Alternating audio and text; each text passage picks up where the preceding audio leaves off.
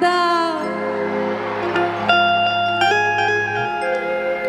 ता बस रउआ लोग से यह प्यार आशीर्वाद के हमेशा उम्मीद रहेला, आगे भी रही।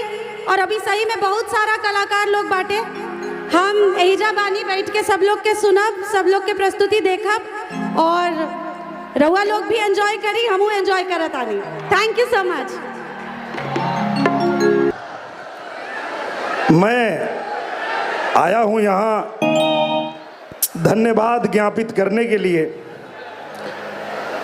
मैं दिल की गहराइयों से अपने आजमगढ़ जिला प्रशासन का बहुत बहुत आभार व्यक्त करता हूं। चाहता हूं कि जोरदार तालियों से आप लोग एक बार बहुत आभार व्यक्त करें हमारे जिला प्रशासन का, हमारे माननीय डीएम साहब का, हमारे एसपी साहब का, हमारे एसडीओ साहब का, हमारे एडीएम साहब का।